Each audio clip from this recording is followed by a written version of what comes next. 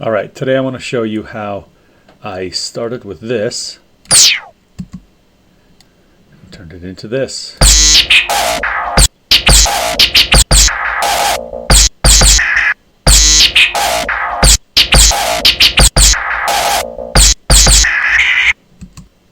Alright, let's jump right in. Alright, so I've got a sound effect here that I created with just a couple different layers, and what I want to show you is the frequency ranges that we're dealing with. So there's a lot of harmonic content throughout the frequency spectrum. I've put a filter on here and I bumped up the resonance up top here between probably around 2 and 9K. Just to add a little bit of sizzle to it. So I took the sample, I copied it, pasted it, and the first thing I did before adding any effects is I'm just chopping it up and stretching it.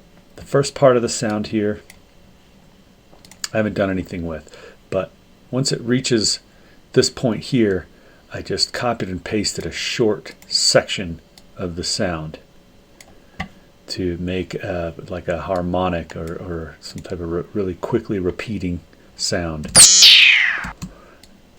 And the end, the tail of this, I just stretched out. It used to sound something like this. And I just stretched it all the way out. And then with Ableton, the algorithm is going to use its pitch correction. And I tried a couple of these different settings here. For example, the beats has this cool little repeating, reversing effect to it, kind of. I didn't really want that. The texture has more of an LFO sort of sound, where it just sounds cool. So that's what I did for this. And I resampled that so that now I have a solid waveform, and now is when I'm going to do a little bit of automation.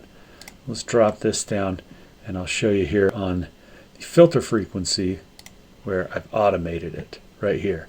As I play it, you'll be able to see just adding some motion to it, adding a couple different types of sounds towards the end of the tail here. And that's it for this step. So copy and pasted that one more time, and here I'm going to add in 2 more effects. I've got the drum bus here first, which is mostly just to fatten up the low end. You can hear it's making that more of like a kick, is how I'm thinking of it. And then I've got this resonator, which I've automated the dry wet knob on a little bit, and it's sort of in sync with the filter frequency changes that I made. It just thickens up the spectrum, I feel like, and makes it a little bit more harmonic content here. Now there's one last step before I go to cutting and chopping this thing up, and that is this here pedal effect. I've got it set to a fuzz setting here, and if I play it to the whole, it sounds really cool. But what I want is for it to just turn on during one part of it, and I picked a section here at the end here, and it sounds more like what I'm thinking of as a snare drum. Alright, so now that I've got that, I've set this second track up here to resample that. So I'll come back to the beginning. I'm just going to copy it onto a new track. Alright, now I've got something I can chop up. I'll mute this one. And before I do any chopping now, I want this to make sense on this grid here. So I'm going to come way in to the beginning of this sound. I'm going to right click and I'm going to set 1.1.1 to this part of it. Right?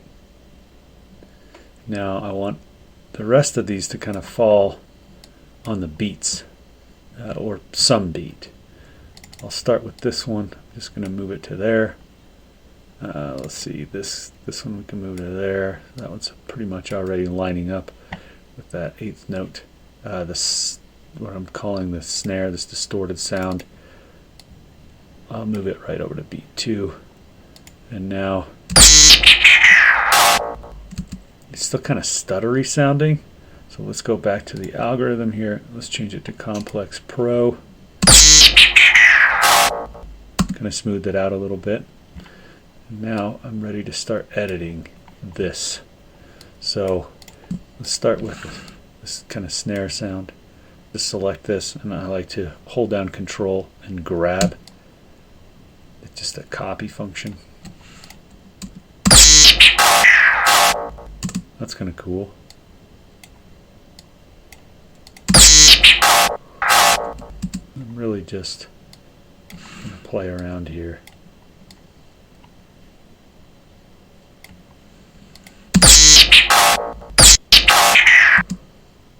Alright, so after a little bit of messing around, cutting, copying, trying different things I think sound cool, this is what I came up with.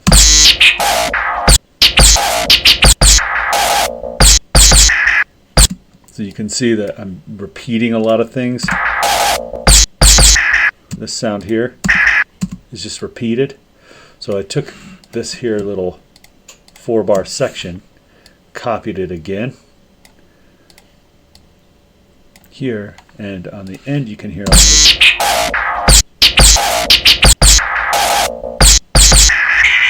This thing that I had duplicated, and I reversed this one. And then I took both of these and copied them and pasted them here, and I pitch shifted it up 3 steps. That's how I turned one sound effect into a kind of beat.